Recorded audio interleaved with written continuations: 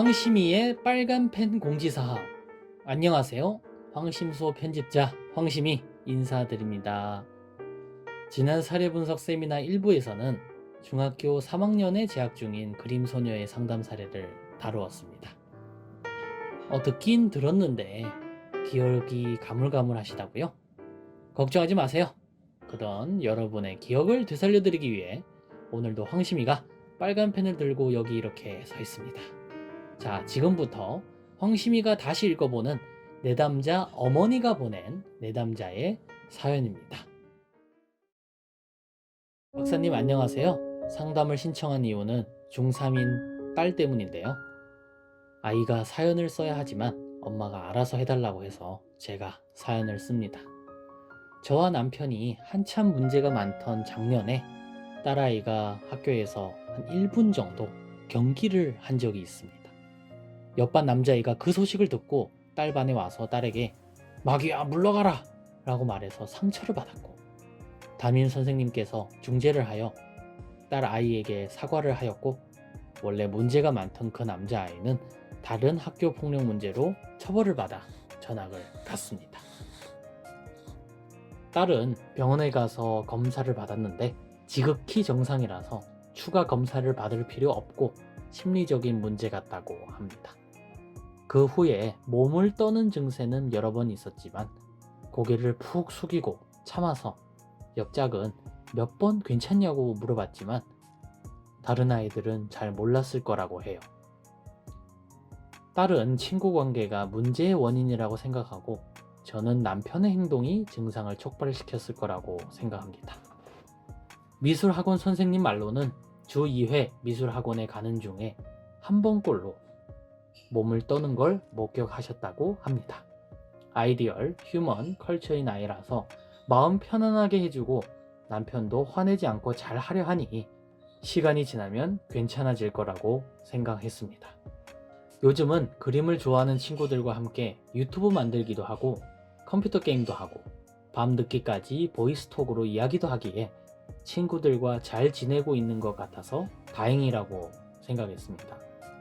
그러면서도 성실하게 영어 수학 학원도 잘 다녔는데 어제부터 영어 학원은 그만 다니고 싶다고 하여 그래 학원비 모아서 차라리 미국 여행을 가자고 하고 그만두었습니다. 저와 있을 때는 오한이 나서 몸을 잠깐 부르르 떠는 것 같은 모습을 초기에 몇 번 봤을 뿐이라서 마음을 놓고 있었습니다. 하지만 며칠 전에 미술학원 선생님에게 전화가 왔습니다. 공모전 이야기를 하고 있는데 아이가 2분 정도 고개를 푹 숙이고 숨이 안 쉬어진다며 괴로워해서 조퇴시켰다고 하시더군요. 선생님이 보신 것 중에 가장 많이 힘들어 했다고 하네요. 그 전에도 공모전에 경험 삼아 도전해보자고 했는데 아이가 너무 힘들어하는 것과 코로나 때문에 수업을 빠지게 되어 완성을 못할 것 같아 포기했대요. 이번에 다른 공모전에 대한 이야기를 하는 중에도 숨이 안 쉬어진다고 하는 걸 보니 미술을 잘 해야 한다는 부담이 있나 봐요. 내게 실력 없으면 어쩌지? 하는 마음인 것 같아요. 자신의 정체성이 그림 그리는 사람이기에 괴로운 거겠죠? 미술 학원에서 처음 힘들다고 온 건 지우개 안 쓰고 쓱쓱 빨리 그리기 수업을 할 때였어요. 지우개를 못 쓰게 하는 게 너무 싫고 속도가 빠르지 않아서요. 선생님의 피드백도 스트레스 요인이었겠지요? 그래도 아이는 미술학원을 좋아해서 제가 픽업 못 해주는 날이면 늦지 않으려고 1시간 걸리는 거리를 버스 타고 혼자 갑니다. 자신이 원하는 대로 웹툰반으로 갔고요. 직접 티셔츠 도안을 만들어 옷에 다림질을 해서 입고 떠오르는 재미나는 생각을 그림으로 위트 있게 잘 표현하고 귀엽고 순한 아기자기한 캐릭터도 만들고 말로 표현하기 까다로운 감정은 만화로 표현하는 걸 볼 때면 제 기분도 좋아집니다. 하지만 칼이나 손가락 잘린 그림, 다른 사람들이 뒤에서 수근수근 대는 그림, 선과 악에 대한 그림 등을 그리는 걸 볼 때면 제가 무슨 말을 해야 할지 모르겠고 아이의 마음이 편하지 않나 보다 하는 생각이 들어서 제 마음도 불편합니다. 제가 반성하는 마음이 드는 건 수고했어, 알아서 척척이네, 고마워, 엄마가 잘 못 챙겨줘서 미안해 이런 말은 많이 했지만 미술학원 가는 걸 좋아하는 아이기에 그게 힘들 거라는 건 진지하게는 생각 안 했어요. 제가 미술은 스스로 하는 거고 표현의 수단이고 학원에서는 기술을 배울 뿐이며 미대를 꼭 가야 하는 건 아니니 부담 가질 필요 없다고 말해도 와닿지 않나 봐요. 딸 스스로 왜 몸에 그런 반응이 나타나는지 모르겠대요. 자신이 뚜렛 증후군이 아닐까 걱정하고 있어요. 제 생각에는 그보다는 흔히 말하는 공황장애 증세에 가까워 보여요. 요즘에는 남편이 토요일에 미술학원에 픽업도 해주고 외식도 하고 웃으면서 말해서 아빠와도 아무 문제 없었습니다. 저와도 항상 웃고 농담하고 장난치며 잘 지내는데 증상에 대한 것이나 어떤 때 그러는지에 대한 이야기를 하기 싫어합니다. 모르겠다는 말만 해요. 엄마에게는 좋은 모습만 보이고 싶고 걱정할까봐 말하기 싫다고 하는데 사실은 어떻게 말해야 할지 자신도 잘 모르겠거나 진지한 얘기보다는 가벼운 얘기만 하는 엄마가 부족해서 믿음직하지 못하기 때문인 건가 라는 생각도 들어요. 박사님께서 딸 아이의 마음을 잘 읽어주시고 마음이 편해지도록 도와주세요. 또 제가 어떻게 해야 하는지도 알려주세요. 진로에 대한 것도 궁금하여 그동안 아이가 그린 그림을 보냅니다. 잘 부탁드립니다. 그리고 추가로 여러분에게 일부 핵심 요약 알려드리겠습니다. 하나, 우리의 내담자 그림 소녀는 경기를 하고 몸을 떠는 증상으로 병원에 갔다 심리적인 문제라는 이야기를 듣고 황 박사님을 찾아와 상담을 받게 되었습니다. 둘, 아이디얼 컬처 성향의 소녀는 학교에서 교우 관계가 쉽지 않은 데다가 좋아하는 그림을 배우기 위해 간 미술 학원에서 자신을 적극적으로 표현하지 못한 채 학원 선생님의 지도 방식에 맞춰 그림을 그리며 심각한 스트레스를 받고 있었습니다. 셋, 박사님께서는 소녀가 현재 충분히 그림을 잘 그리고 있지만 스스로 부족하다고 생각하며 자책하고 있는 상황이라는 것을 확인시켜 주셨습니다. 넷, 그런 소녀에게 필요한 것은 자신의 삶에 대한 구체적인 상상이라는 점, 그리고 자신만의 스타일이 있는 예술가가 되기 위해선 최소 10년의 치열한 수련 과정이 필요하다는 황금 같은 이야기도 해주셨습니다. 여기까지 빨간 펜을 든 황심이 멋지다고요? 하하하. 그럼 칭찬의 댓글과 함께 황심소 좋아요, 구독으로 그 마음을 표현해주세요.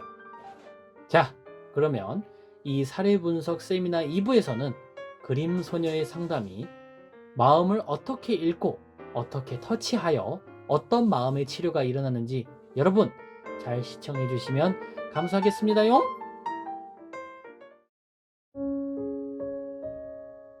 그러니까 이제 이런 상담을 할 때는 이 아이의 마음을 진짜 아이가 처해 있는 상황에서 내가 빙의가 돼가지고 나의 어린 시절, 저도 중학교 3학년 때 마치 얘는 그림을 그리는데 만일 나도 그림을 중학교 3학년 때 그렸거든요. 근데 중학교 3학년 때 제가 미술부를 했어요. 그래서 중학교 3학년 때니까 또 더 좋잖아요. 오전 내만 수업하고 오후에는 미술반에 가가지고 그림 그린다는 핑계를 대고 수업에 빠졌어. 근데 그때는 고등학교 가는 시험을 보긴 하는데 그 시험은 웬만큼 할 수 있다고 하니까 주로 미술부에서 놀던 게 중학교 3학년 때 상당히 내한테는 땡땡이 치고 놀던 괜찮은 건데 그때 미술부를 하면서 이제 알게 되는 거죠. 우리 미술부에 진짜 그림 잘 그린 녀석이 있었어요. 근데 걔는 공부는 내보다 못해. 근데 나는 그림을 아주 못 그리지는 않는데 그냥 그림이 걔만큼 잘 그리지 않는다는 건 알아. 그래서 대회를 나가도 나는 그냥 참가에 의미를 두고 걔는 상을 받는 데 의미를 두는 이런 차이가 있는데 근데 한 가지 항상 미술을 그릴 때마다 안타깝게 저는 미술 선생님의 그림을 보면서 선생님은 참 평생 그림을 그리셨는데 왜 똑같은 그림을 저렇게 그렸을까 이제 이런 생각을 하는데 차마 질문을 못하고 그래서 미술부 애들하고 노는데 나는 더 재미를 가지고 거기 중학교 3학년 반은 그렇게 보냈던 것 같아요. 그러다가 스스로 생각할 때 아 미술로 가는 거는 내 길이 아닌가벼. 이래가지고 그냥 공부나 하자라는 생각을 해가지고 이제 고등학교 갔는데, 고등학교 가지고 1학년 조금 지나니까 이제 또 미술 시간에 그림 그리니까 미술 선생님이 너 미술부 들어와 이러는 거예요. 아닌데요. 그랬다가 뭐? 아니요, 저 미술부 안 들어갈 건데요. 그러니까 이제 미술 선생님 한 학기 내내 나를 좀 괴롭혔어요. 근데 한 학기 지나고 나니까 더 이상 안 괴롭혔어요. 저 미대 안 갈 건데요 라고 하니까 더 이상 이야기를 안 했어요. 담임선생님이 뭐라고 한마디 했겠죠. 미술반 들어오라고 그랬는데 그때 잠시 그 고민을 했어요. 내가 홍대 미대를 간다면 어떻게 될까? 근데 예술가로서 사는 내가 아무리 해도 그려지지가 않는 거예요.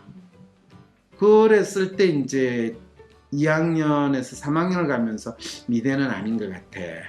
그러면 이제 사회대를 가겠다라는 생각이 그때 막연히 있었는데, 그러면 뭐 서울대를 가야지. 서울대 미대도 갈 수 있지 않을까? 서울대를 가는데 왜 미대를 가야 되지? 뭐 이제 이런 생각들을 이제 하는데, 내 미술 실력 가지고는 미대 간다는 거는 말이 안 되겠죠. 그죠? 실기는 거의 그렇게까지 한 것도 많이 하지 않았습니다. 그래서 그거를 포기했던 생각이 있어가지고 미대를 간다는 게 뭘까에 대해서 그 이후에 이제 제가 쭉 공부하면서 또 학교에서 미대 쪽에 있는 선생들하고 같이 일도 하면서 미대 오는 학생들, 그리고 걔네들이 나중에 그림을 잘 그렸을 때 예술가로 살아간다는 게 뭔가, 대한민국에서 미대를 나와가지고 최고로 예술가로 살아가는 거는 미대 교수가 되는 거, 그게 안 되면 고등학교, 중학교 미술 선생 하는 거. 예술가로서 내 자신을 나타내고 살아간다라는 게 적어도 70년대, 80년대, 90년대, 2000년 초반까지 대한민국에선 그런 이미지나 그런 역할이 거의 존재하지 않았어요. 그나마 내가 예술가로서 나름대로 좋아했던 청경자씨 같은 사람도 고등학교 선생을 하다가 완전히 본인이 전업 미술가로 나갔을 때, 그때가 아마 그 사람이 진짜 최고로 잘 나갔는데, 그분조차도 중간에 한국에서 더 이상 그림 안 그린다고 미국 갈 때 진짜 한국에서 그림을 그린다는 게 뭔가. 그런데 살아남는 사람은 다 미대 교수로 자리를 있어야지만 살아남고 엄청 잘 지내는, 그걸 보면서 이 나라에서 예술이라는 게 어떤 의미가 있는가 이제 이런 생각을 하는데, 나중에 내가 교수가 되고 나니까 그걸 너무나 더 잘 알게 되는 거예요. 그런 이야기 하잖아요. 음악을 하면 부모를 적극적으로 망하게 하고 미술을 하면 천천히 망하게 한다. 미술하는 애들의 삶에 대한 저 나름대로 그림이 더 있으니까 더 얘한테 뭐가 중요한지에 대해서 훨씬 저는 그래서 상담하는 게 마음이 편했어요. 이거는 내가 너가 이래라 저래라가 아니라 너가 너 스스로 그거를 얼마든지 기꺼이 받아들일 마음의 준비가 돼 있느냐라고 한다면, 그냥 어느 대학을 들어가는 게 중요한 게 아니고, 심지어는 한국에서 대학 안 들어가도 돼. 그리고 한국에서 대학을 보통 이야기하는 지잡대라고 이야기하는 거기에 들어갈 경우라면 아예 한국에서 대학 안 가고 그냥 외국을 일단 가가지고 20대 외국에서 방랑하면서 이것저것 하다가 거기에서 대충 그냥 학비 적게 드는데 졸업하고 어디 그때부터 외국에서 하는 공모전 같은데 한두 개 해가지고 거기 말도 안 되는 상이라도 한두 개 타기만 하면 갑자기 한국에 와가지고 엄청난 예술가로 행세를 해도 아무 지장이 없는 나라가 이 나라다라는 그런 무지막지한 생각까지도 제가 가지고 있거든요. 그래서 내담자가 가지고 있는 고정적인 생각, 신념, 성격적 특성들을 조합하여 내담자가 규정하지 못했던 실제 문제는 무엇인가인데, 일단은 이 아이가 중학교 3학년으로서 너무 어리니까 자기가 처해 있는 상황에서 자기의 문제가 무엇인지를 규정을 할 수 없는 상황에서는 대개는 자학적인 행동, 그리고 그거를 또 어떻게 표현조차 못하니까 경기 반응으로 나타날 수도 있다라는 거, 마치 어린아이가 틱이나 이런 행동으로 나타나는 거와 비슷한 상태가 된다라는 거를 어느 정도 이해한다면, 이 아이가 보이는 자기 스스로에 대한 약간의 자학적인 행동을 어디에서 스탑을 시키고 또 자기 생활을 스스로 자기가 만들어갈 수 있다라는 느낌을 가지게 하는 거, 그것이 자연스럽게 자기 자신에 대해서 좀 더 초점을 두고 자기 자신에 대해서 뭐 자신감을 가진다든지 자기를 적극적으로 표현할 수 있게 한다든지 이런 내용으로 아이가 자기 자신에 대한 믿음을 가질 수 있도록 하는 게 상당히 중요하다는 거죠. 자, 그랬을 때 이제 내담자가 스스로 자신이 가진 문제 인식을 할 때 가장 우리가 중요하게 파악을 하는 게 내담자의 프로파일이겠죠. 그죠?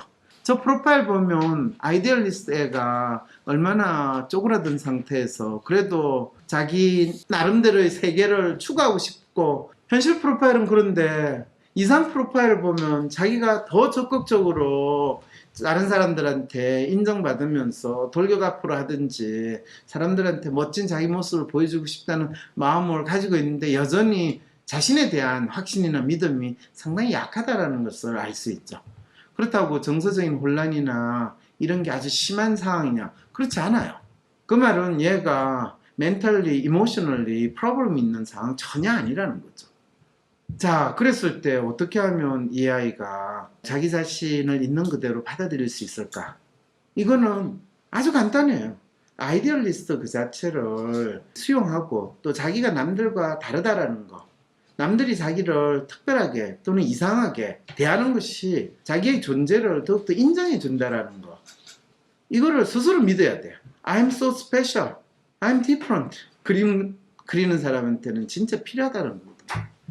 남들과 다르다는 생각을 하는데 그 다름을 숨기고 싶어 한다라는 표현을 쓰는 게, 네가 네 스스로를 찌질하게 한다라고 표현하면 너무 애한테 상처가 되니까 너는 그걸 숨기고 싶어 해. 너는 다른 사람하고 비슷해지려고 해. 그렇지만 그거는 너를 스스로 학대하는 거나 마찬가지야. 자책하거나 자학하는 형태로는 나타난단다. 그래서 너도 모르게 너 몸을 지금 학대를 했어. 몸을 너가 풍선으로 알고 있는 거야.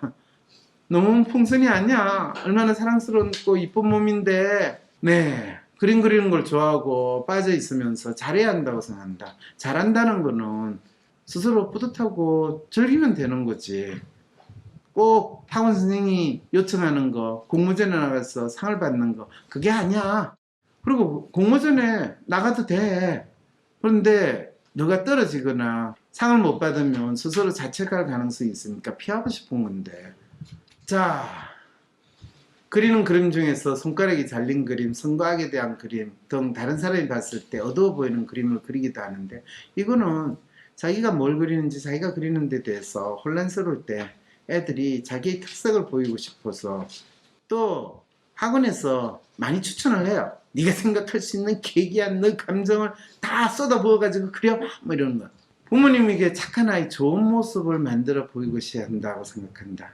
이거는 상당히 많은 중학생 애들이 가지고 있는 생각이에요. 그런데 걔네들은 그거를 상당히 이상한 괴기한 생각이나 행동을 함으로써 그거를 숨긴다, 이렇게 또 생각하는 희한한 생각들이 있어요. 어떤 휴먼 중학교 3학년 여자애, 시키는 만큼 공부가 안 되니까 밤이면 밤마다 집을 나와가지고 길거리 다니면서 아저씨를 꼬셔가지고 돈 버는 일을 애가 하다가 걸렸어, 엄마한테. 애 수중에 유난히 돈이 많으니까 엄마가 그걸 찾아낸 거죠. 진짜 황당하지 않아요? 애는 그냥 엄마가 바라는 애가 아닌 완전히 다른 애가 되고 싶어서 그래 봤다는 거예요. 그걸 정확하게 나한테 자세하게 설명을 하지 않는데 어쨌든 상담할 때 이야기를 하니까 내가 몇 개를 질문을 해보니까 응답을 하는 거로 봐서 그렇게 됐겠구나 하니까 뭐 걔도 별로 그렇게 부정을 하지 않으면서 스토리가 되는데 좀 황당했죠. 근데 이제 그 혼란스러운 상황이 지나고 얘는 고등학교 1학년, 2학년이 된 상황인데 벌써 자기는 이렇게 지냈기 때문에 이제 뭐 제대로 된 대학을 갈 자긴 필요도 없고, 대학을 간다고 인생이 달라지지 않고 고등학교 졸업하고 나서 남자친구하고 그냥 같이 살든가 아니면 어쩌고 하든가 뭐 이런 식으로 자기 나름대로 그림을 그리고 있는 거예요. 그것도 가능하긴 한데 네가 그거에 대해서 좋아하겠니? 그러면 너 자신이 어떨 것 같니? 뭐 어차피 저는 저한테 큰 기대는 하지 않아요. 이런 식으로 반응하거든요. 그때그때 반응이 이제 달라요, 애들이. 성향에 따라서. 근데 놀랍게도 다 부모한테 자기가 괜찮은 딸, 좋은 아이의 모습을 보여주고 싶은 마음에서 그런 희한한 행동도 나온다는 사실. 부모로서는 상상하기 힘들죠. 그게 이제 이 아이 같은 경우에는 아이디얼리스트의 컬처인데, 아이디얼리스트의 컬처고 낮은 셀프는 그냥 별로 뚜렷하게 뭐 하지 않으면서 한량으로 지내는 그 마음이거든. 뚜렷하게 하지 않으면서 한량으로 지내는. 그런데 아이디얼리스트, 휴머니스트의 높은 릴레이션은 자기가 뭔가 남다른 걸 하면서 자기가 사람들한테 대우받고 인정받는 사람으로 지내고 싶거든. 이거 참 쉽지 않거든요. 아니 본인이 진짜 뛰어난 예술가는 별로 하지 않고 썩썩썩 그림을 그리거나 썩썩썩 글을 써놓으면 다 대단하십니다 이렇게 되면 참 좋죠. 자기만의 것을 드러내면서 사람들과 더 잘 지내고 인정받고 싶어하는 거. 이 아이가 10년 20년 후에 대가가 되면 당연히 이렇게 지내도 되는 거죠. 그런 대가가 되더라도 여전히 나는 별별 없어 쓰레기야 이렇게 사는 건 사는 게 아니야. 그래서 가장 큰 문제는 내담자는 자기 문제를 스스로 인식하기도 힘들고, 그러니까 엄마가 그 아이의 상황을 지켜보는 입장에 적겠죠. 그런데 엄마 입장에서는 가장 뚜렷이 느낀 게 신체와 정서로 나타나는 거, 이거에 대해서 언급을 했죠. 애가 몸이 떨리거나 숨쉬기 힘든 증상이 나타나는데 왜 그런지 모르겠어요. 몸이 떨리거나 숨쉬기 힘든다는 거는 본인이 긴장하거나 스트레스 받거나 답답하거나 뭐 이럴 때 자신도 모르게 자기를 어떻게 표현해야 할지 모르는 상황에서 몸이 대신 그 힘든 거를 표현해주고 있다라고 그 사람의 마음을 읽어주기만 하면 되는 거죠. 왜 그런지가 중요한 게 아니에요. 그냥 너가 힘들구나. 너가 너 자신을 말로 표현했으면 몸이 그렇게 표현할 수 없겠죠. 글로 표현했으면 되겠죠. 그림으로 표현할 수 있는데 네가 왜 그림으로 못 표현하니? 라는 질문 당연히 나올 수 있잖아요. 너는 누구보다도 그림으로 너 자신을 표현할 수 있는데, 그럼 너가 지금 그림 그리고 있다는 게 너 자신을 충분히 표현하는 게 아니라 뭔가 맞춰야 되고 뭔가 그거에 대해서 만족스럽지 못하다라는 것, 그거를 이야기하고 있네. 그러니까 네 몸이 나머지를 표현하고 있는 거 아니니? 그런 것 같아요. 이렇게 되는 거는 상담이 그대로 나오잖아요. 이게 이제 차마 말하지 못한 나의 마음을 저 아저씨가 읽어주는구나 라는 상황으로 상담이 되는 거죠. 자, 그랬을 때 이제 조금 더 여러분들이 이 WPI 상담을 배운 입장에서 그 친구가 온몸으로 자기를 표현하는 것은 표면적으로 드러나는 문제라고 한다면, 이 아이가 자기 자신의 문제를 표현하지 못하고 있는 실제 문제가 뭐냐라는 질문을 던질 수 있겠죠, 그죠? 가장 중요한 게 이 아이는 자기 자신을 어떤 사람이라고 생각하고 있느냐. 그리고 이 아이에서 중요한 거는 학생이니까 공부도 있겠지만은 또 그림도 공부만큼 중요하게 생각하니까 이 아이한테는 어쩌면 그림을 그리고 애니메이션 활동을 한다는 거는 무엇보다 중요한 일이겠죠. 그리고 이 아이는 공부도 좀 잘해요. 그러니까 머리도 되고 그림도 그린다라는 거는 아주 훌륭한 자질이 있다는 이야기거든요. 머리 나쁜데 그림 그리게 되면 참 그 그림이 답답해요. 그리고 머리가 나쁜데 애니메이션 그리는 게 어떤 데서 결정적으로 문제가 있냐면요, 애가 자기 그림에 있어 스토리를 부여하지는 못해요. 그래서 그림을 그리는 테크닉이나 기술은 뛰어난데 이 스토리 구조를 넣지를 못하면 본인이 반쪽짜리 그림 그리는 사람이 돼요. 본인이 잘하든 못하든 자기가 스스로 서사 구조를 배울 수 있고 그거를 따라갈 수 있는 기본 체력을 키워야 돼요. 그 기본 체력은 뭐냐 하면 책을 많이 읽는 데에서 나와요. 그리고 책을 읽고 그거를 이야기로 표현하는, 그거는 자기가 책을 읽고 글을 써봐야 돼요. 그 글을 자기가 쓰기가 힘들면 그거를 사람들한테 말로써 이야기하는 연습도 해봐야 돼요. 마치 운동선수들이 기초 체력을 키우는 것처럼 공부하는 과정에서 이루어지면 그림 그리는 아이한테는 엄청난 힘을 가져요. 그래서 책을 많이 읽은 애들이 그림 그리는 건 그렇지 않은 애하고 수준이 달라요. 그래서 그림 그리는 애들이 자기 그림만 그리고 책을 안 읽는다고 하면 그거는 애가 절대로 제대로 그 그림 그리는 거로 가지고 먹고 살기 힘들어요. 만화책을 읽든 뭐 소설책을 읽든 상관없어요. 그림을 그리는 애들이 그런 스토리 구조가 탄탄하면요, 그 그림 자체가 하나의 서사 구조가 있어요. 그리고 여러분들 그림에 관심이 있으시면요, 특히 르네상스든 그 이전 그림이든 모든 화가들, 서양 화가들이 그린 그림을 보면 놀라울 정도로 그 그림 안에 있는 스토리가 있어요. 그 그림의 각각 오브제들이 나름대로 상징하는 의미가 있어요. 그래서 미술사학자들은 그 그림을 가지고 그 사람이 어느 때 어떤 이유로 어떤 거를 나타내서 이 그림을 그렸다, 그거를 스토리로 해놓은 거를 읽으면 진짜 재밌거든요. 미술관에 가가지고 그 오디오로 가지고 그거 듣고 있으면 참 즐거워요. 근데 미술 공부는 사실 그렇게 하면서 미술 공부를 하면 훨씬 재밌는데 그렇게 좀 잘 안 가르쳐 주는 것 같아요. 예술을 하는 사람들이 자신의 작품 세계를 찾아나가는 과정은 일련의 순서가 있나요? 아니면 어떤 과정을 통해 예술가로서의 정체성을 찾게 되나요? 네, 사람마다 틀려요. 그리고 가장 보편적인 건 닥치는 대로 그리다 보면 조금씩 자기의 길을 뚫리는 대로 나가게 돼 있어요. 그래서 끈기요. 끈기는 사실 필요해요. 그래서 실제로 정체성, 의미, 일생활, 이거는 단순히 하루아침에 이루어지는 게 아니라 중학생이니까 이제 시작하는 상황이기 때문에 너무 좋은 거예요. 고등학교 3년, 그 다음에 20대 10년 이상의 시간을 가졌으니까 얼마나 좋은 위치에 있어요. 이 아이한테는 10년, 15년 사이에 포기하지 않는 것만 알려주면 되는 거예요. 포기하지 않으면 너무 잘하는 거예요. 그래서 정체성, 자신의 남다름을 자신을 힘들게 하는 문제로만 여기고 그 특성을 살려서 뛰어난 아티스트가 될 수 있는 가능성으로 인식하지 못한다. 근데 누가 그 이야기를 해줄 수 있겠어요? 부모도 해주기 힘들어요. 그림 그리는 사람으로 살고 싶어 하지만 구체적으로 어떤 사람이 되고 싶고 어떤 준비가 필요한지 미래는 그리지 당연히 못하죠. 중학교 3학년에 그리면 의미, 그림 그리기를 좋아하고 잘 그리지만 그림을 통해 무엇을 표현하고 싶은지 아직 뚜렷하지 않다. 이게 아이디얼리스트 성향을 가진 사람이 가진 문제라는 거 여러분 혹시 아세요? 아이디얼리스트 성향을 가진 사람이요, 예술가적인 특성이 있는데 그게 20대를 거쳐서야지만 그게 남들과의 차별성이 나타나지, 20대의 감성이 폭발하듯이 감성이 뚜렷해 가지고 사람들의 뭔가를 잡는 수준으로는 발전하지 못해요. 그래서 자기만의 스타일을 가지면서 자기 스타일을 가지는 게 되게 중요해요.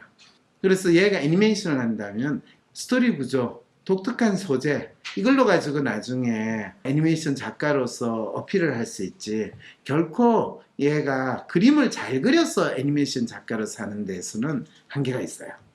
이게 아이디얼리스트 특성이 가지고. 그러니까 더욱더 하다가 포기하면 안 돼요. 그래서 누가 잘한다 못한다 상관없이 꾸준히 해야 돼요. 자신이 하는 것에 자신감이 없기에 호감형으로 그리는 방법을 터득해야 한다고 생각한다. 이게 이제 스스로 자기 스타일을 죽여가는 길이죠. 그러니까 아주 아기자기하고 이쁘다는 느낌을 확 주진 않은 거야. 엉뚱함이 포함되어 있기 때문에 뭐야 이런 느낌이 있거든요. 자기가 가지는 막연한 문제점이나 갈급함을 알고는 있어요. 자기 그림을 사람들이 막 주지는 않는다는 거. 뭔가 약간 다르거든요. 근데 애를 딱 보면 애도 그래요. 아이디얼리스트 애가 뭐 당연히 그럴 수밖에 없죠. 로맨 같으면 상당히 여성적이고 이쁘다는 느낌이 있고 그 그림에서도 충분히 나타나거든요. 이게 참 재밌어요. 신기하게도. 생활, 원인을 알 수 없는 경기 증상을 친구와의 관계 문제라고 생각했어. 그래서 옆반에 있는 남자애가 가지고 걔 보고 괴물, 마귀 뭐 이런 이야기를 하니까 애는 더 상처 입죠. 다른 사람들처럼 평범하고 인싸가 되지 못하는 자신을 더욱 자책하고 자신의 개성을 드러내지 못하면 지르는 거. 이게 이제 되게 중학교 때나 고등학교 때 아이디얼리스트가 가지는, 자기는 평범하고 남들한테 튀지 않게 지내고자 하면서 남들한테 어필하는 그림으로서 어떻게 해보려고 하는데 망하는 지름길이에요. 그래서 애가 조금 강하고 독하면 지 성질 부려가면서 지낼 수 있는데 얘는 참 착하고 얌전하니까 몸으로 이제 안타까움이 드러나는 상황이 되는 거죠. 문제 해결의 단서, 실제 문제에 초점을 맞춰서 문제 해결 단서를 찾기. 내담자의 성격 특성에 기초한 문제 해결 단서를 찾았는데, 내담자가 보는 자신의 문제 상황에 대해서 내담자가 해결책을 가지고 있는가? 중학교 3학년에 해결책을 가지기 힘들어요. 특히 몸으로서 자기의 혼란스럽고 어려움을 표현하는 상황. 그리고 뭐 보통 가다가 엉뚱한 행동을 한다. 제 또라이 같은 짓을 한다. 이런 애들도 있어요. 그런 애들은 병원에 데려가서 약 먹이면서 이제 조현병 발현했다고 하는 가능성이 있고 우울증, 공황장애 이렇게 진단하는 상황이 벌어지기도 한다는 거죠. 이건 내담자의 어떤 성향에 의해서 부각되는가. 그래서 내담자의 로맨 성향이냐 아니면 아이디얼 성향이냐 또는 매뉴얼 부분과 에이전트가 어떻게 나타나느냐 로맨 매뉴얼의 특성에 따라서 어떻게 나타나느냐 그 문제는 비슷해 보일지 몰라도 상당히 그 내담자의 성향에 따라서 이유도 다르고 또 각기 다른 양상으로 나타나는 것을 생각을 해야 되기 때문에 이게 왜 이래요 할 때는 누가 어떤 상황이 있는가를 언급하지 않고서는 왜 이런가를 설명하기가 쉽지 않다는 거죠. 문제 해결의 단수는 자신의 남다름을 받아들이기 힘들어하며 시간이 흐르면 괜찮아질 거라고 막연히 생각하는. 그렇죠, 그렇죠. 이게 참 모르는 애가 가질 수 있는 안타까움이에요. 그래서 어떤 애들 같은 경우에는 자기의 남다름을 자기의 생활 환경에서 상당히 경험을 했다. 어린 시절부터 부모는 내가 믿지 않고 내 혼자서 독립적으로 살아야 되겠다고 뚜렷하게 인식을 했거나 또는 자기 주위에 이 길을 가면 어떻게 살게 될 건지를 뻔히 볼 수 있는 뭐 친인척이 있다든지 아니면 세계 만방을 돌아다니면서 다양한 경험을 했기 때문에 사람들이 어떻게 산다는 거에 대해서 자기 나름대로 많은 걸 이미 봤거나 이런 거에 따라서 아이가 자기 삶을 그리는 거 이게 달라질 수밖에 없는 거죠. 어느 하나가 절대적으로 이래야 된다는 길이 있는 게 아니라는 거죠. 사람들이 자신을 이상하게 보지는 않을지 걱정하는 마음이 있다. 사실은 대부분의 청소년 애들이 다른 사람들한테 자기가 특별하게 보이는 마음이 크면 클수록 다른 사람이 자기 자신을 이상하게 보지 않을까라는 두려움을 동시에 가지고 있어요. 이거는 어떤 성향의 사람과 관계없이 상당히 많이 가지고 있고 휴먼 성향은 다른 사람이 자기를 이상하게 본다라기보다는 자기가 사람들하고 잘 지내고 웬만하면 다른 사람들을 자기가 같이 원하는 대로 한다라는 생각을 훨씬 쉽게 가져요. 엄마가 있을 때는 몸 떠는 증상이 거의 안 나타났으며 학교나 학원 등 다른 사람과 있을 때 주로 경기 반응이 나타나요. 뭐 너무나 분명한 단서죠. 다른 사람을 많이 의식 안 한다고 하면서 의식을 하고 있고 그 스트레스를 자기 몸을 학대하는 거로 시도 때도 없이 먹거나 또는 일상 스케줄을 규칙적으로 하지 않는 방식으로 학대하는 거로 나타나는 거죠. 아이디얼리스트는 평범한 삶을 바라기보다 자신이 가진 남다른 재능을 통해 얼마나 대단한 사람이 될 것인가를 꿈꿔야 되는 거. 제가 미쳤나 라고 할 정도로 그 꿈은 주위 사람들이 상상하는 수준을 넘어서야 돼. 그래서 제가 얘한테 야 애니메이션 하는 애들 중에서 최고로 세계 최고로 좋은 대학이 어딘지는 아니? 얘는 상상해보지 않을 게 몰라요. 그렇지만 카라트라고 들어봤니? 들어는 본 것 같아요. 지브리 스튜디오 들어는 봤니? 들어는 본 것 같아요. 적어도 그거에 대해서 지가 생각을 해보고 너 갈 수 있어. 거기서 일할 수 있어. 나중에 거기서 널 모셔올지도 몰라. 자, 문제 해결 방법. 단서를 조합하여 내담자가 스스로 문제 해결 방안을 깨달을 수 있도록 도와줘야 된다. 사실은 뭐 중학교 3학년한테 도와주는 거는 특별하게 없어요. 애가 스스로 자기에 대해서 자신감을 가질 수 있게 하는가. 너 그림이 얼마나 대단한지 아니? 선생님이 보기에 너무나 괜찮다야. 그리고 이거를 가지고 너 친구가 이렇게 이야기했고 학원 선생님이 이렇게 이야기했지. 그분들 신경 쓰지 마. 걔네들 몰라. 어떻게 자기 봉황의 뜻을 알겠니? 이런 이야기를 해줘야 돼요. 너는 너가 상상하는 이상으로 너는 대단한 사람이야. 네가 상상하지 못하기 때문에 너를 보지 못하는 거야. 적어도 10년만 지나면 그게 뭔지를 알 수 있게 돼요. 그럴 때 제가 잘 생각하는 여러분 옛날에 학교 다닐 때 혹시 컴바이 얼굴이라는 거 동화 들어본 거 기억나세요? 국어책에. 그렇죠. 어느 마을에 컴바이 얼굴이라고 저 바위에 큰 모습이 보이잖아요. 그래서 그 마을에 사는 아이가 저 얼굴을 닮은 사람이 이 마을에서 나와가지고 아주 위대하고 훌륭한 인물이 된단다. 이런 이야기를 들으면서 얘가 자라는 거예요. 그래서 얘도 자라면서 자기가 살아있을 때 그 얼굴을 닮은 사람이 나타날 수 있을까? 나타나면 좋겠다. 뭐 이런 생각을 하고 다녔는데, 그래서 그 마을에서 아주 돈을 많이 번 실업가, 뭐 그 사람이 바로 큰바의 얼굴이야. 뭐 이러면서 이제 고향에 돌아왔다. 그래서 그 큰바의 얼굴이라고 사람들이 막 찬상을 했는데, 그 아이가 자라서 어른이 돼서 보니까 큰바의 얼굴하고 비슷하긴 한데, 한편으로 그 사람의 얼굴에는 세상에 온갖 찌든 때가 있고 온갖 사악한 점이 다 묻어 있어서 큰바의 얼굴은 아닌 것 같아. 그러면서 속으로 실망하면서 또 큰바의 얼굴의 사람이, 훌륭한 사람이 나타날 거야. 뭐 그 다음에는 이제 뭐 전쟁에 나와서 큰 공을 세운 장군이 나타나서 또 큰바의 얼굴이라고 할 사람이 있는데, 아니구나. 또 뭐 어떤 정치인이 또 큰바의 얼굴이라고 해서 뭐 우리라면 대통령이 되고 뭐 되고 했다고 해서 그 사람인가 해서 또 봤는데, 뭐 또 사기꾼이 또 나타났다고 하고. 그래서 이 사람이 참 언젠가 자기가 살아있을 때 나타나지 않을까라고 생각하면서 이제 본인이 아주 노인이 되고 죽을 날이 얼마 안 남았을 때, 어느 날 석양이 있을 때 자기가 길을 지나가고 있는데 지나가는 아이들이, 엄마, 저 할아버지 얼굴이 바위 얼굴하고 비슷해. 이런 이야기를 아이들이 하고 지나갈 때, 이런 구구책, 이런 스토리 기억나요? 예. 이게 우리가 어떤 사람이 되느냐라는 거를 또 나름대로 보여주는 하나의 참 재밌는 스토리다라는, 내가 막연히 어떤 이미지를 가지고 그리는 사람이 언젠가 지내서 보니까 그게 바로 내 얼굴이 되더라 라고 생각이 된다면, 참 공자님, 맹자님이 하신 말씀하고도 참 연결이 되지 않을까, 그런 생각도 들어요. 자, 문제 해결 방법은, 이 아이 같은 경우에는 그걸 단순히 중학교 3학년한테 뭐 이런 동화책 이야기까지 다 이야기해 줄 건 없지만은, 적어도 스스로 내가 어떤 사람이라는 거를 스스로 생각하지 않으면 불안과 두려움이 계속 생긴다. 이 아이뿐만 아니라 거의 모든 사람들한테, 특히 아이디얼리스트 성향의 사람들이 기본적으로 가지고 있는 어려움이에요.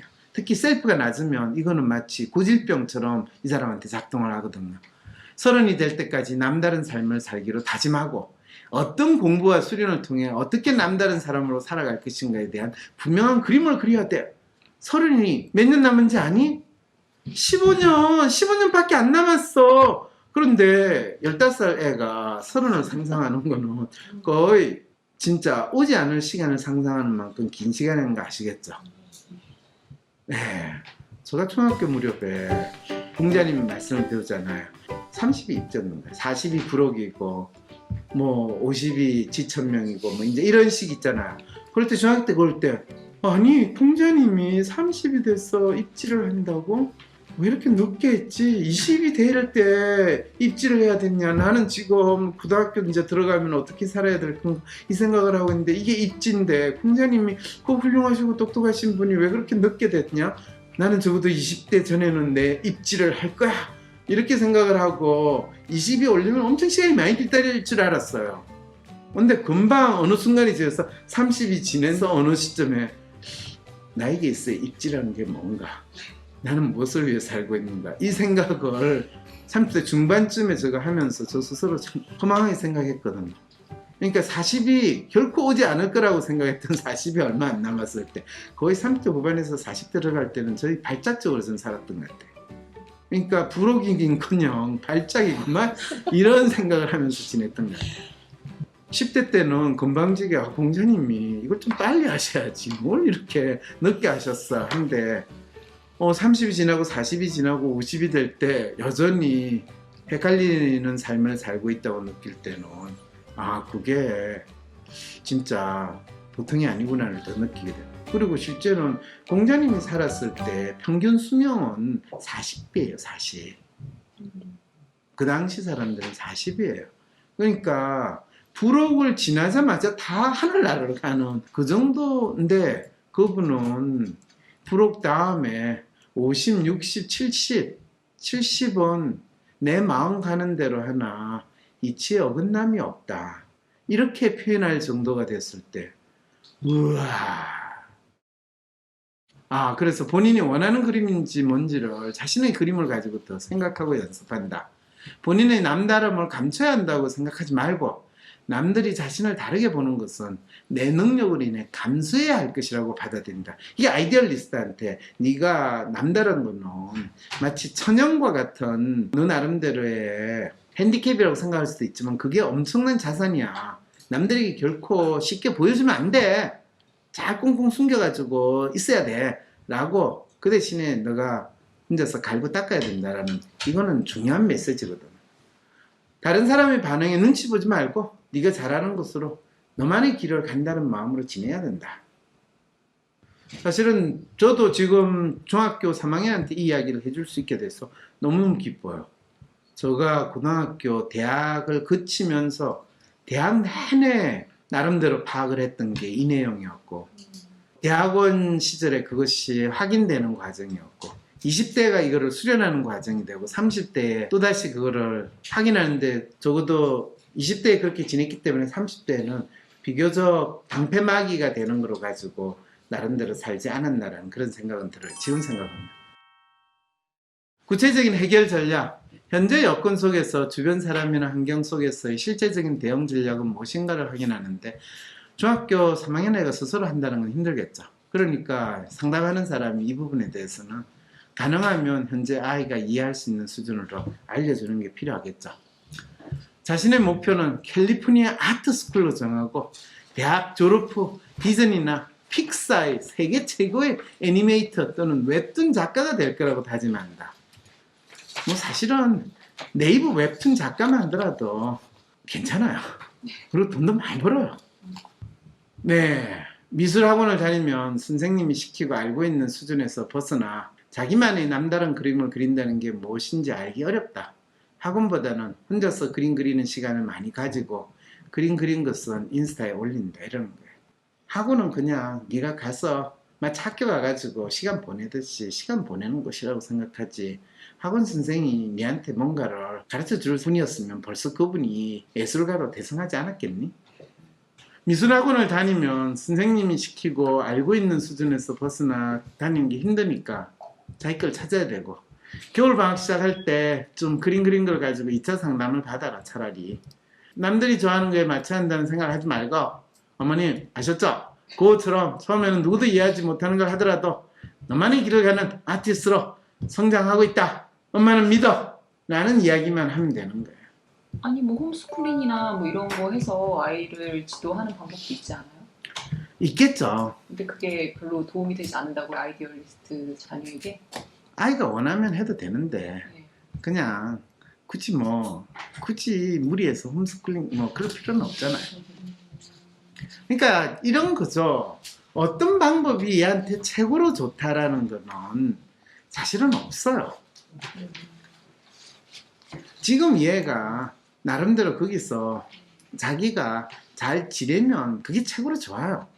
어떤 사람을 위해서 최적의 환경을 마련해 준다라는 것 자체가 인간에 대한 생명체에 대한 참 무지함에서 일어난다는 거거든요. 우리가 식물을 키울 때도 최적의 온도와 최적의 수분과 최적의 영양소 줘가지고 식물이 가장 잘 자란다. 그럼 가장 잘 자라겠죠. 태풍이 와가지고 샥 날려버리면 뭐예요 그게? 무슨 말인지 알겠죠? 그냥 자라는 거예요. 잡초처럼. 그럼 태풍이 와도 여전히 잡초처럼 있는 거예요. 그럴 때 잘 자란다라는 거예요. 그 기준은 대체 무엇을 위해서 두고 있는가라는 걸 생각을 해야 된다는 거예요. 우리는 보기에 좋은 게 잘 자라는 건가? 자라는 생명체를 위해서 잘 자라는 건가? 오래 죽지 않고 가는 게 잘 자라는 건가? 이건 사람마다 다 다르거든요. 그래서 아무리 자식이라도 부모가 생각하는 가치를 가지고 거기에 끼워 맞추려고 하지 않고 그 생명체가 지 삶을 나름대로 해나갈 때 내가 목이 말라요 물 주세요 하면 물은 줄 수 있어요. 배가 고파요 밥 먹어. 넌 손이 없냐? 네가 찾아서 먹어. 그래도 된다는 거예요. 네, 그래서 너만의 길을 가는 거. 그런데 이게 참 우리 부모가 그렇게 자식들한테 키우라고 하는 게 부모들한테 잘 받아들여질 수 있을까요? 아니요. 아닌 것 같아요. 그렇죠. 예. 그런데 내담자 어머님이 후기를 보내주셨어요. 앞에 보여요? 네, 네. 컨설을 읽어봐 주세요. 딸이 이 문제에 대해 이야기하기를 꺼려해서 후기를 써보라고 하지 못했습니다. 그래서 엄마인 제가 씁니다. 여전히 엄마는 딸 눈치 보고 아직 딸에 대해서 파악을 못했어요. 네, 계속하세요. 전반적으로는 상담 후에 많은 것들이 좋아졌습니다. 더 빨리 박사님께 가지 못한 것을 후회하지만 지금도 늦은 건 아닌 거죠. 표정도 좋고 감정도 비교적 안정적으로 보입니다. 유튜브와 인스타그램에 그림을 올리고 동영상과 뮤직비디오를 올린 것을 보니 짧은 시간에 퀄리티가 눈에 띄게 발전했습니다. 예술적인 느낌도 물씬 풍깁니다. 자신의 마음을 표현한 부분도 좋았고요. 휴먼인 저보다 아이디얼 성향의 분들이 보시고는 무척 많이 공감하시고 칭찬해 주십니다.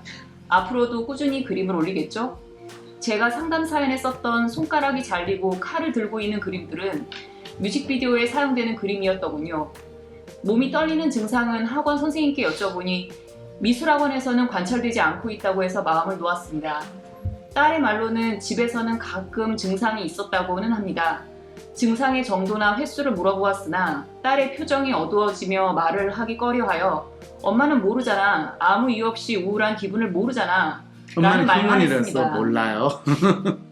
제가 아이에게 느끼는 감정보다 증상에 집중한 것이 잘못된 접근이었나 봅니다. 그런데 어떻게 해야 아이가 편하게 속마음을 이야기할런지는 모르겠습니다. 엄마와 허물없이 대하는 딸인데 그 부분만은 말하기를 싫어하는 것이 저는 당황스러워서 저의 아이디얼 성향의 친구와 이야기해보았습니다. 친구의 말은 딸은 그런 정체성으로 자신이 규정되는 것이 싫을 것이다. 그 부분은 관심을 가지지 않아주기를 바랄 것이다. 그 부분 말고 다른 부분에서 딸이 관심받고 있다는 걸 느끼게 해주는 것이 좋을 것 같다고 했습니다. 그래서 더 이상 물어보지 않으려고 합니다. 겨울방학이 되면 진로 상담을 겸해서 다시 상담 신청하겠습니다. 박사님 정말로 감사합니다. 아이가 나름대로 자기 그림 그리는 거에 대해서 자기 생활에 대해서 어느 정도 자신감 내지는 희망을 좀 가진 것 같죠, 그죠? 네, 엄마가 이해하기 힘든 부분이 있지만 뭐 그거 어떡하겠어요. 네.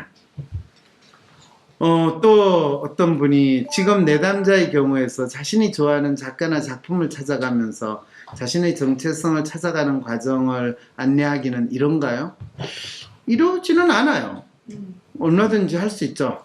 그 다음에 또 다른 분이 아이디얼 M인 중2 딸은 인스타에서 보는 작가들 작품이나 다른 영상을 보다가 마음에 드는 걸 보게 되면 그걸 어떻게 바꿔보면 좋을지 상상하여 자기 스타일로 그려가는 과정이 너무 재밌다고 하더라고요. 이것도 똑같아요. 뭐 같은 말로 자기 스타일을 찾아보고 또 본인이 혼자서 하기에는 보고 있는데 누군가가 멋지다, 내 눈에 멋진 거를 또 내가 그걸 바꿨을 때 내가 좀 더 대단한 사람이 되는 것 같은 그런 느낌을 가지는 거죠. 훌륭한 거예요.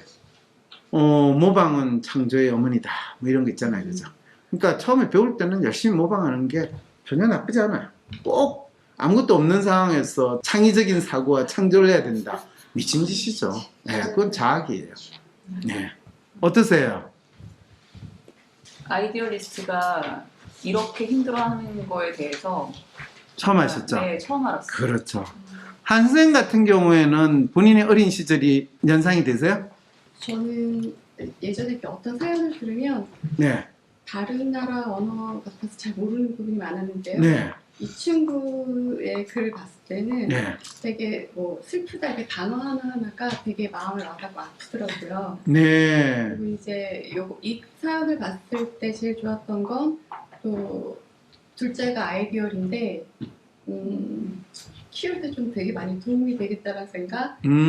제가 느꼈던 감정이 정확하게 뭔지는 몰랐지만 되게 고마운 사연이었던 것 같아요. 네.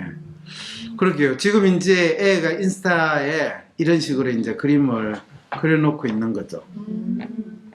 나름대로 아직도 소녀풍에서 벗어나지는 힘든 상황이고 자기 딴에는 뭔가 열심히 하고 있는 중이에요. 근데 소녀는 소녀예요. 절대로 이거를 고등학교 졸업하기 전까지 벗어날 수가 없어요. 예, 이거는 얘가 커야 돼요. 지금 비슷하게 예, 라라랜드요. 갈림 바치는 나 이래가지고 예, 자기도 이제 저렇게 집어넣어 보는 거예요. 예. 유튜브를 했는데 이 친구들하고 유튜브에서 이런 걸 만드는 거. 근데 이게 좀 엽기적이긴 해요. 왜냐하면 일본 이 애들 유튜브 만화 만드는데 조금 저거를 자연이 이 아이를 치유해줘서 그러게요. 네, 그러네. 네, 뭐 어쨌든 간에 저런 것도 만들어 가지고 올려준다. 뭐 다른 질문 있으세요? 없으시면 오늘 수고 많으셨습니다.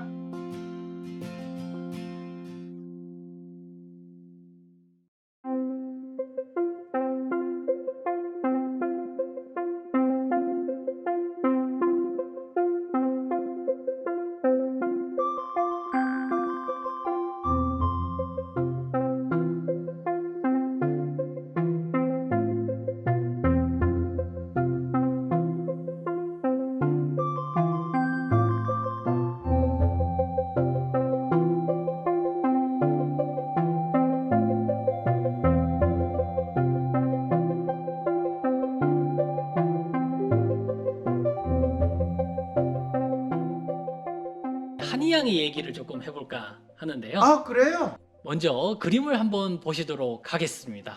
오! 와. 많은 분들이 요즘 한이양의 근황에 대해서 좀 궁금해 하시던데요.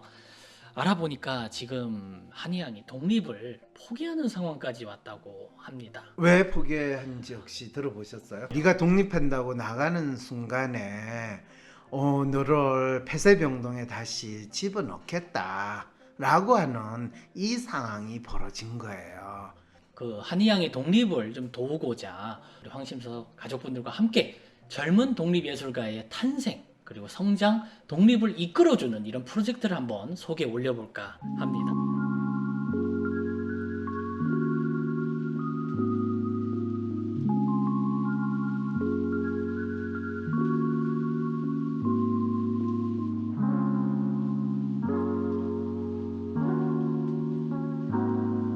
본인이 폐쇄병동으로 끌려가고 그 폐쇄병동에서 있는 경험하는 거를 본인이 또 그림으로 표현하고 폐쇄병동 나온 이후에 또 저를 만나서 상담을 했을 때 보게 되는 저의 모습까지 한이양이 그림으로 그렸길래 그거를 만들어지는 병, 조현병, 내 삶의 주인이 내가 아닐 때 그럴 때 본인 스스로 자신의 마음을 사람들이 이해하고 심지어는 가족도 알지 못하는 상황에서 자기 스스로 조현병 환자로 바뀌어지는 그 상황을 한이양은 그림으로 표현을 했잖아요. 그리고 사실은 왜 이런 프로젝트를 생각했냐면요. 네. 쿠사마 야요이라는 여성 예술가가 있지 않습니까? 그렇죠. 이분도 사실은 정신병력으로 고생했다는 이런 그럼요. 경력을 많이 저분도요. 네. 젊은 시절에 조현병 그걸 했는데 저분이 조현병 약을 계속 먹었으면요. 지금과 같은 이 쿠사마 야오의 작품 세계가 완성이 될 수가 없었어요. 그런데 저분은 정신병 세상이 모두 다 나를 정신병 환자라 불러도 나는 나만의 작품 세계를 가져가겠다라고 하는 거를 계속 가져가지고 조금 내 주먹만은 뽑아 이거 이 수십만 개를 복제해가지고 전 세계로 파는데 이것도요 진짜 몇백만 원에 팔려요. 그러니까 네. 그만큼 전 세계적으로 그녀의 예술을 추앙하고 인정을 하고 있는데 우리의 마음과 힘이 합쳐지면 한이양도 이런 독립예술가로 우뚝 서지 않을까 이런 생각을 한번 해봅니다. 한이양은요, 앞으로 10년만 지나면 한이양이 지금 그린 그림 이거는 3만 원이 아니라 최소한 3천만 원, 오, 3억이 될 수 있는 그런 지금 어마어마한 희망과 기대를 가질 수 있다는 거죠.